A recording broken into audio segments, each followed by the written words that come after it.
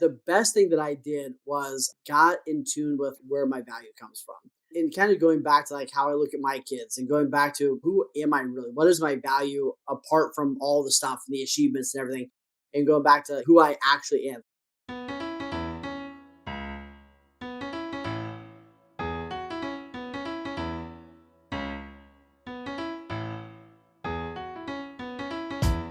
83% of Americans identify as not very happy, which can hold you back and negatively affect your relationships and your business. On this podcast, we discuss the proven steps to happiness so you can restore balance and rekindle your joy.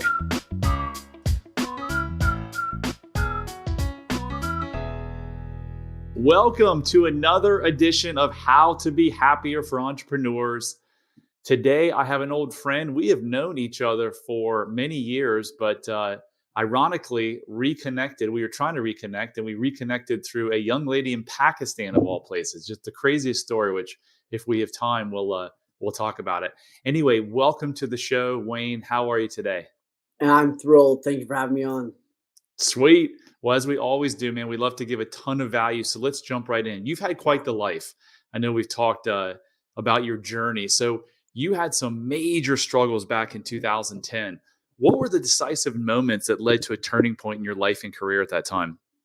Man, I was at one of those points where probably some of us have been there, right? Everything on the outside looked good, but everything on the inside was in turmoil, right? Like, so the outside, I was like, married, involved in my community, had the 2.5 kids, the whole thing looked great on the outside, but on the inside, it was like in turmoil. And like, I was not in alignment. I had a bunch of limiting beliefs that weren't serving me, which you know better about probably than I'll ever know. Right. But I had stuff that wasn't working. So ended up self-sabotaging and kind of doing one of those you fulfill your own prophecy kind of thing, and totally screwed up my life, had an affair, messed everything up, like tanked my business to the point where I was laying on the floor of a vacant building and getting ready to take my life. So, I went, it's like, go big. I just went the wrong direction, went hard. So, I was there getting ready to take my life. And I think that ties into so much of what we work is that in that moment, it was a big moment for me because I was getting there ready to take my life. And what hit me was like, nobody's coming to save you, right? Like it wasn't people didn't love or care about me, but like the only person on the planet that could have saved my life at that moment was me. Like it became so clear to me that you can either check out or you can like show up for you. Like you got to be the person that shows up for you in this moment. And like, you got to be the hero for yourself. And that led me to go, okay, I'll try it for a day. I'll try it for 2 days. Even if it takes 10 years to get back up, maybe it'll be worth it. And it led me on that journey to figure out what caused all that, how to help people, avoid that, how to help people recover from that, all that amazingness. So Wayne, we know each other from our days at Keller Williams. Yeah. When did you join Keller Williams? So I joined a long time ago when they first came to when they first came to Alaska, and then left for a while and then came back after my rock bottom moment. Okay, so you were with KW when you hit that rock Yes. bottom. Yeah. So you are now a completely different person, right? You would have been an ideal client for me back in 2010. What did you unearth when you did the deep dive? What did you unearth that led you to this pain and all this heartache and the bad decisions that you made? Man, so much, and I wish I would have had understood myself well enough to seek out help and stuff for someone like you back at that time. But look, most of it wasn't just like automatic epiphanies. A lot of this was kind of stuff I've discovered over the years, doing my work and everything else. But a couple of them were, one of the big things was I had this belief from being a kid that if people really got to know me, they wouldn't love me. Ooh. Yeah. And it came from, I was raised in kind of my dad was a pastor and, great parents, but very taught like when you're at church, you're on, right? When we're in front of people, like play the role, right? Like be, and it was what I made up as a 5 or 6 year old, not necessarily what my parents were telling me. You know what I mean? But what I made up was like, man, if I play the role right, if I show up, if I perform, people will love me. But if they really get to know me, like they'll check out.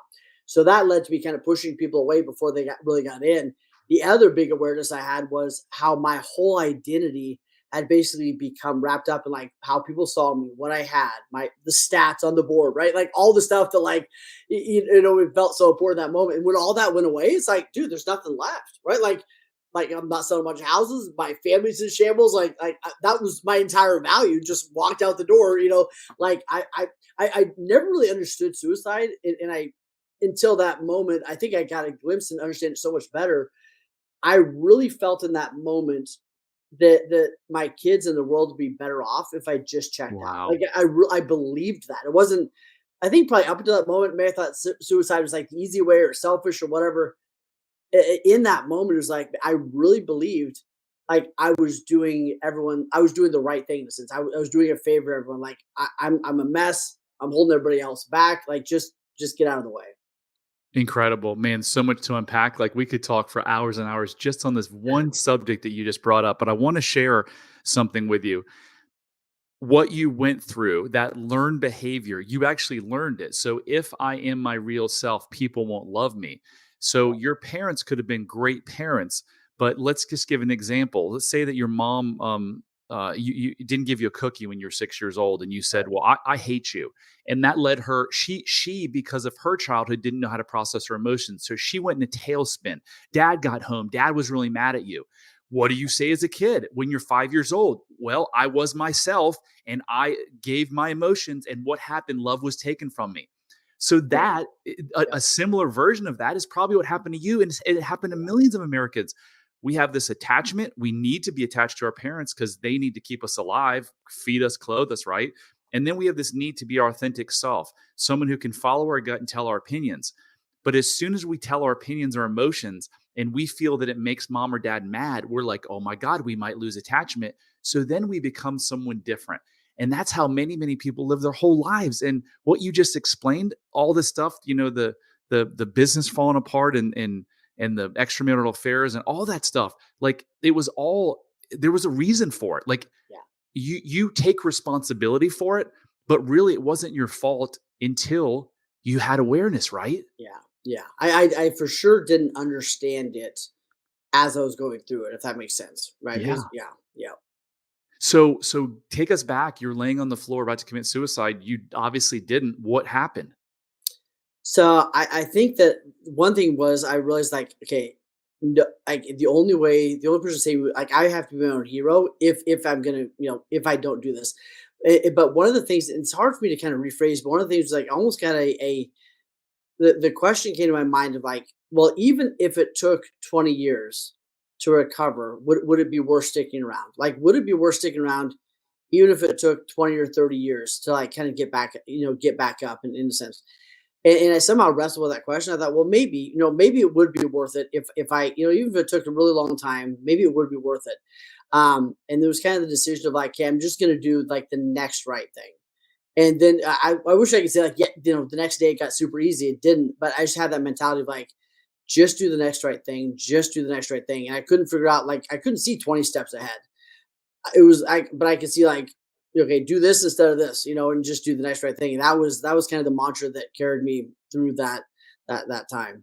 So as you're laying on the floor, literally contemplating taking your life, you Yeah, just start thinking differently. You're like, well, no one's going to save me. I can either yeah. take my life or I can, and then you just chose the path that we are all thankful for today. That's awesome. Wayne, how did you transition from seeking approval and identity in external achievements to finding your true worth within? So I think I would be BSing you if I've said I've just arrived, right? Like like if I said like, man, I never seek approval. Like it's never important to me what other people think. Like it is like I value what people think, and sometimes that does weigh on me. Yet the best thing that I did was got in tune with like where my value comes from. So in kind of going back to like how I look at my kids and going back to who am I really? What is my value apart from all the stuff and the achievements and everything?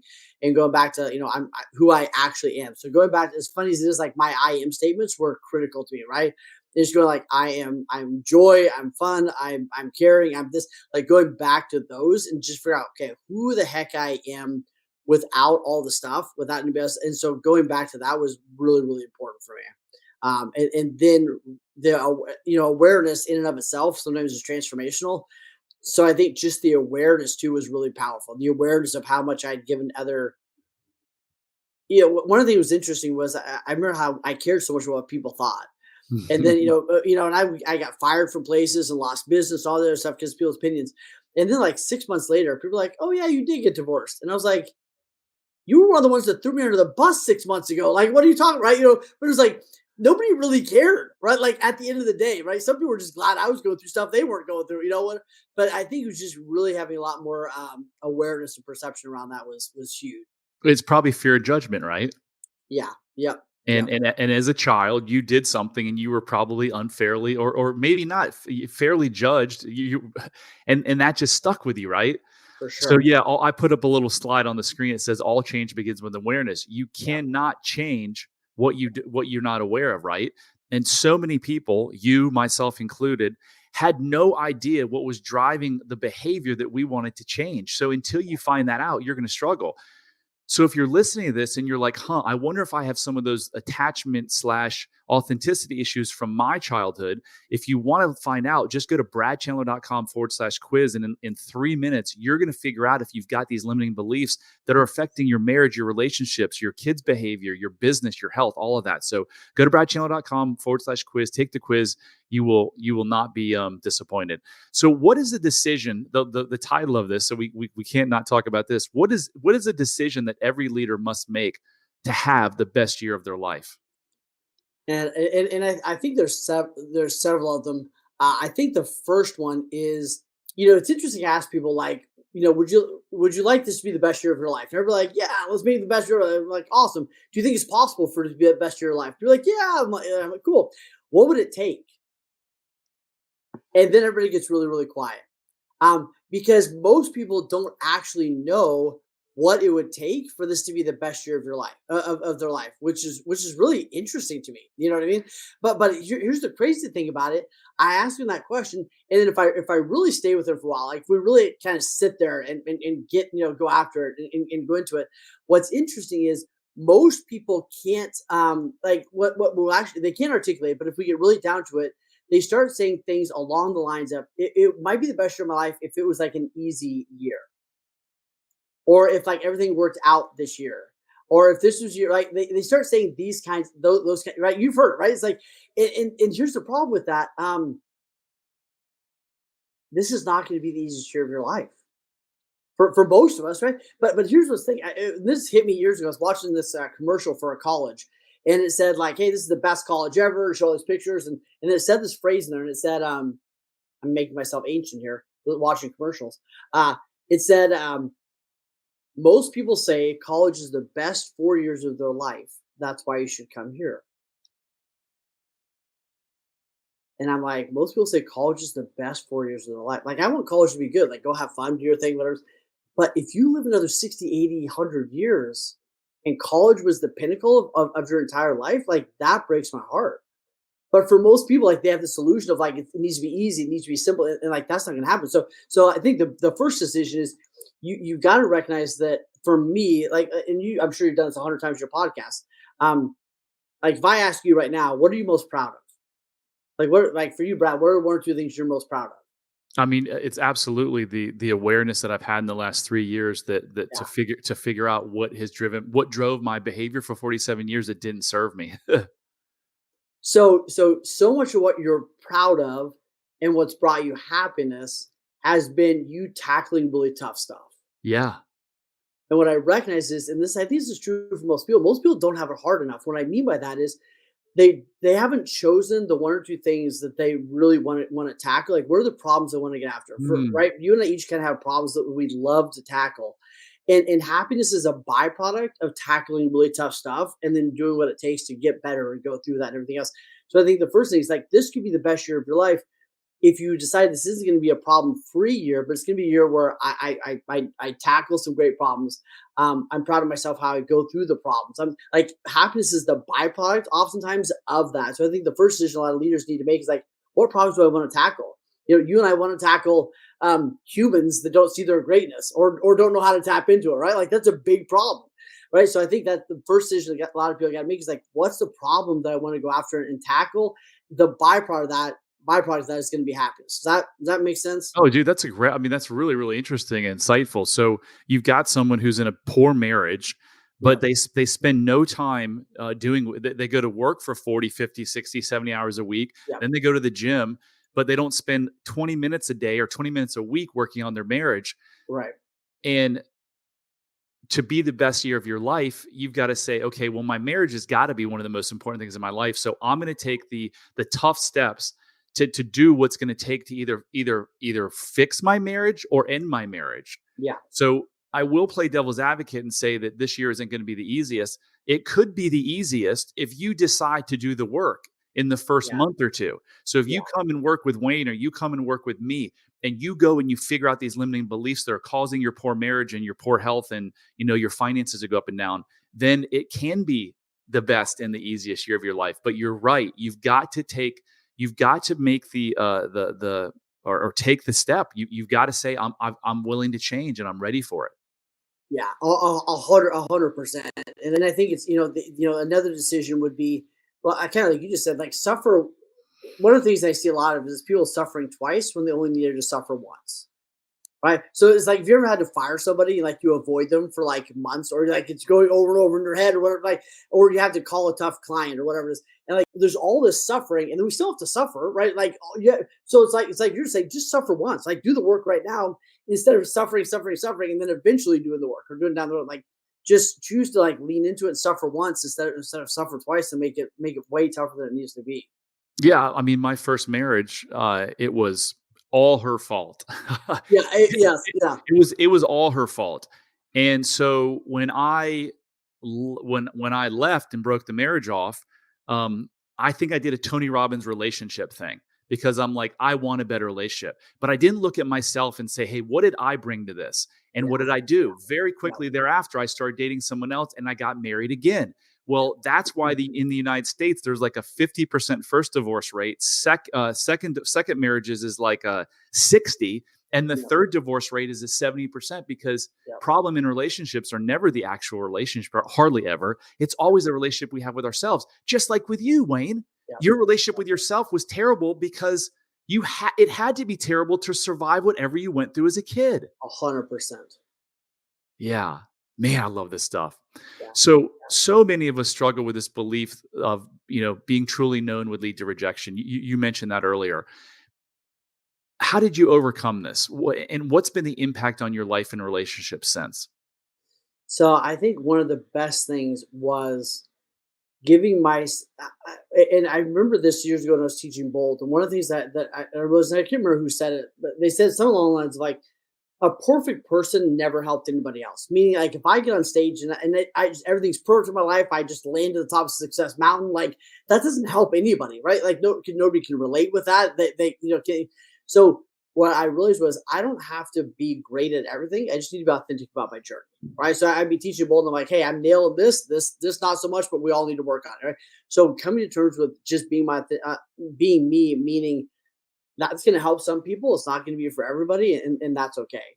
So kind of dialing in my version of like radical unapologetic success, which means I had to determine what success actually meant for me, and come to terms with what my therapist would call a two sentence answer, and being able to just not needing to defend every decision, and is it not needing to justify everything, not knowing that everybody's going to be okay with it.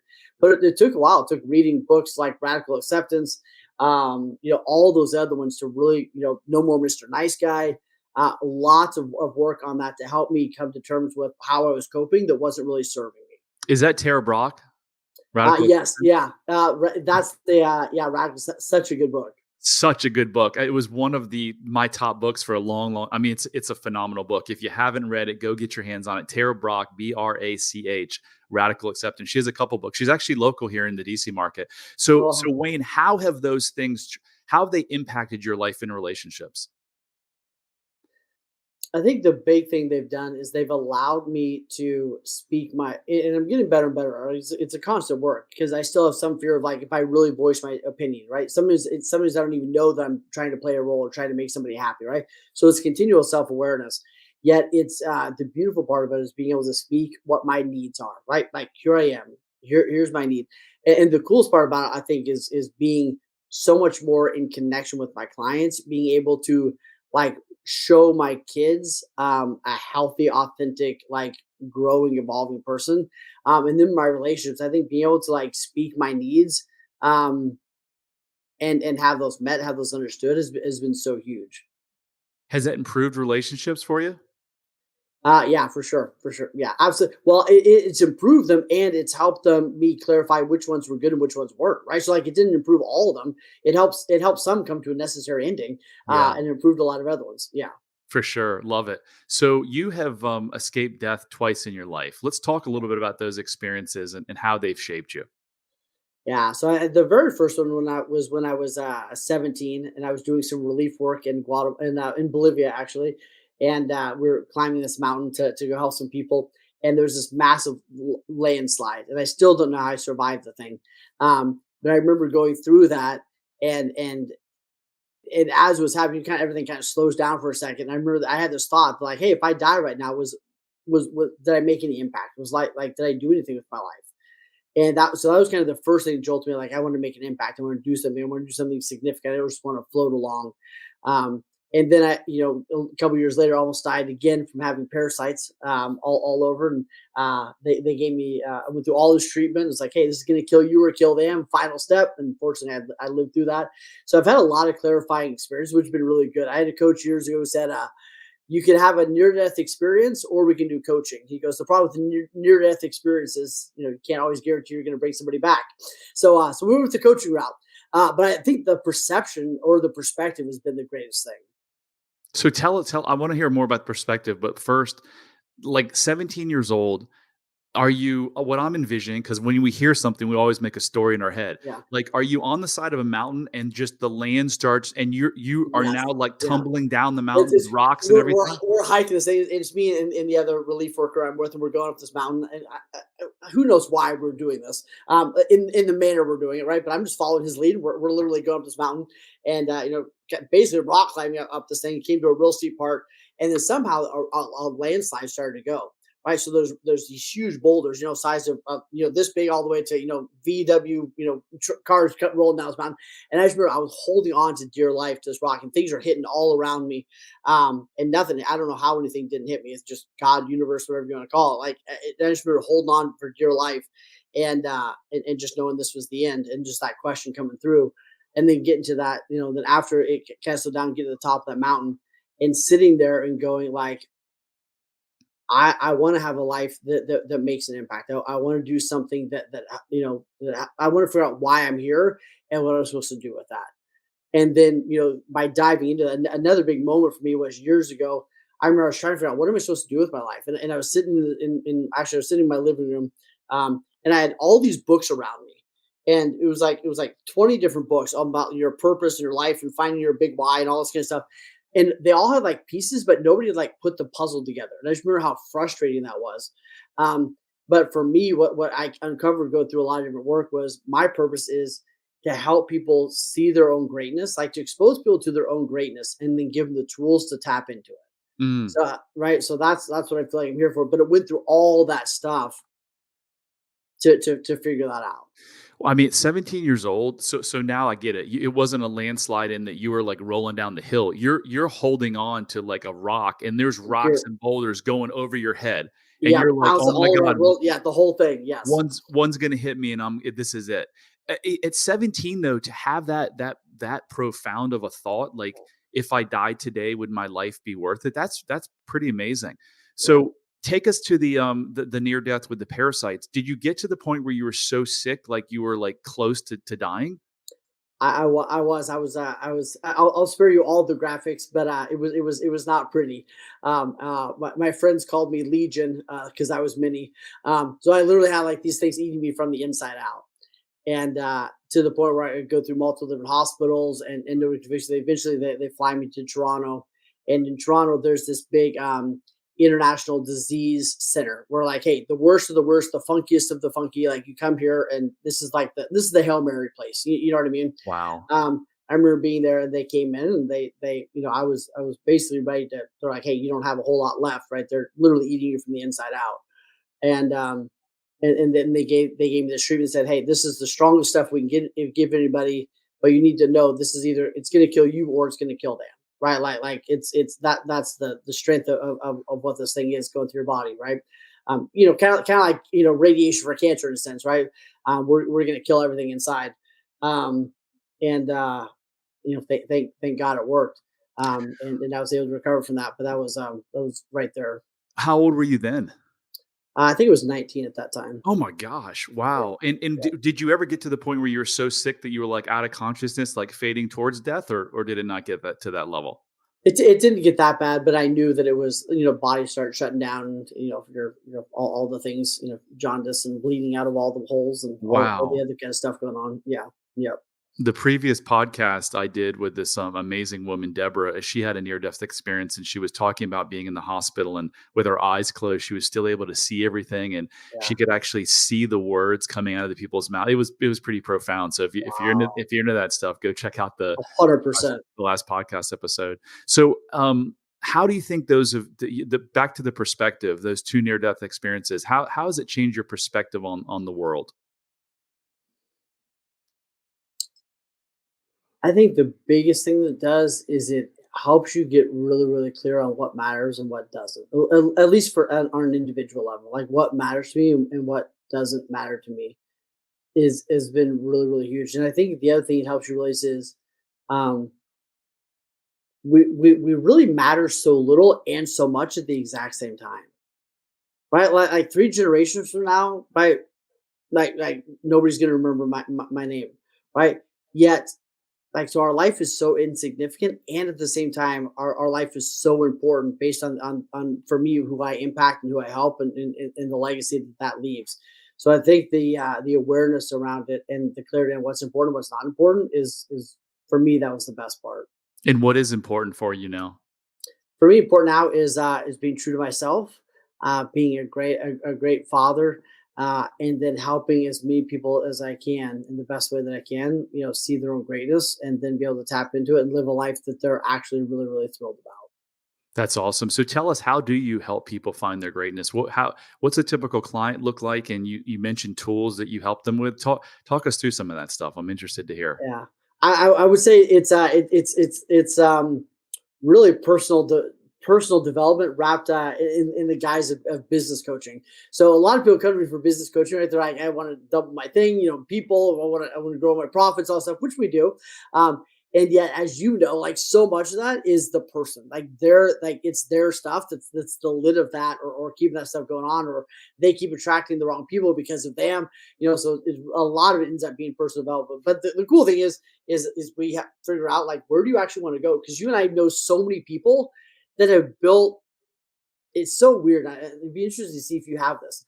Like people that call and they're like, I should be happy. Right? They're like, I did the thing. I checked the boxes. Like I'm doing the thing. Like I have the life, right? They're like, but I'm not. I hate this. Like I'm not happy. I don't like who I am. I don't like the more whatever it is. So a big part is either helping tweak that or help people figure out like what do you actually want before we go out and build it. Like we'll help you build it, but let's figure out what you actually want first and why that's important. So I think going down into that is so critical. So don't build the ladder against the wrong wall. Yeah, the gentleman who led me through my transformation, he was coaching like Fortune 500 CEOs, and they're like, "Help me fix my company." And he would get in there and he'd be like, "I can't do anything. The problem is between your two ears." Like when he said, "I Yes. can't," if you want to fix your business, you've got to fix what's going on in your Yes. mind, which is similar back to what I was talking about with the relationships. The relationship you have that's bad with your wife, it doesn't really have to do with the relationship with your wife. It has to do with the relationship with yourself and how you Yes. think. And it's not your fault. It's just your brain trying to survive from, all the unmet childhood needs and the scary times we went through as kids. Yeah. So, Yeah. so what are some tools that you give your clients to help them achieve this or become clear on what their greatness is or what they want to do? Yeah, I think that when you look at it, one of the greatest tools, and it would be interesting to see if you agree with this. Like, I don't necessarily think there's a one size fits all. Like, I think the mind is pretty complicated. I think there's some patterns and some process that we can do. Yet, it's not just. I don't think there's just a one size fits all for everybody. You know what I mean? So really, it's going back to I think for me, it's a lot of asking questions. It's giving people. I guess the one of the best things about coaching, I think, is like people live in like a snow globe. that's shaken up all the time, right? You ever feel like that? It's like you get up, it's like the phone, the music, the kids, you get in the car, we turn the radio. Like we never, like most people have the most brilliant thoughts when they're in the shower. It's like the one place they shut up for 5 minutes a week. You know what I mean? And so I think a big part of coaching is like just letting people, like giving them a space to let the snow settle for a moment and go like, all right, like, how do you feel about where you are? Like, oh, there's an opportunity there. I've been running in the wrong direction. Oh, it really isn't working, right? So like giving them an opportunity to go to do that and then asking them really, really powerful questions. I think coaching is a co-dance, and ask them really powerful, sometimes leading questions that help them uncover what was usually always there. We just need to uncover and give them, like, whether it's a schedule, whether it's questions. I remember I was coaching this one doctor, and one of the things that came up one week is he goes, I'm kind of embarrassed to bring this up. He goes, but I hate that I keep yelling at my wife. He's like, I yell way too much. I hate that. And the interesting thing though is like he loved his wife. It's just that was the best strategy he had, right, to communicate in those moments. So he wasn't broken. His strategy sucked, right? So like, okay, what if we did this, or how? So just giving him a framework for having another conversation, framework for dealing with his emotions as they flooded in. So I think that's where we look. It's like I believe every frustration is an indication. So it's like let's look at the frustrations and then let's do some deep dive prescription. Yeah, I love it. I would say I agree with you on the one size doesn't fit all, but on the other hand, to use your client as an example, his yelling is something negative that he couldn't stop, right? And the reason he couldn't stop it was his body was thinking, or his mind was thinking, that it was protecting him. That yelling was protecting him from something that was even more painful. And the thing that's more painful is all obviously like, oh, that is not a one size fits all. It's unique for each person. But that what's not unique is that every time you figure out that thing, it's just an untruth.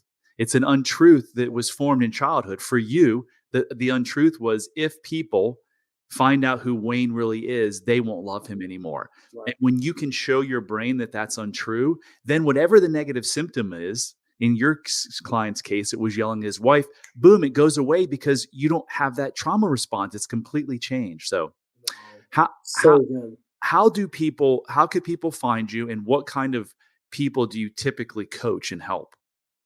Yeah. So I mean, they can find us at, theheronation.com or just Wayne Salmans at any of the platforms. People call when they want to stop fighting battles that other people have already won. Right. So I think people call when they want to get where they want to go faster with fewer bruises. And that's what I love doing. Helping great people collapse time and get where they want to go faster with fewer bruises along the way. Love it. Well, Wayne, thank you so much for your time today. That was an awesome episode. Yeah, thank you for having me. I love what you're doing, and I think that so many people, like you said, they give yourself permission to go to the root cause, right? Like get on the phone with Brad, get on the phone and do the work. Suffer once instead of just the continual suffering is a beautiful way to look at it. Yeah, and we're only talking about hours. So that concludes another episode of How to Be Happy for Entrepreneurs. Remember, I'm on a mission to help 1 million people get rid of these self-limiting beliefs that are keeping them from ultimate freedom and happiness. So I need your help. So if you like this show, please share it, please rate it, please review it. Anything you can do to help me spread this word, because if you're suffering, you don't have to suffer. Life wasn't made for suffering. Until next time, love heals all. Hit subscribe if you don't want to miss out on more life-changing content. And if you're struggling, you don't have to. Go to bradchandler.com/contact. There, you can join the Facebook community of like-minded entrepreneurs, and you'll see a button to schedule your freedom and happiness call. See you on the next episode.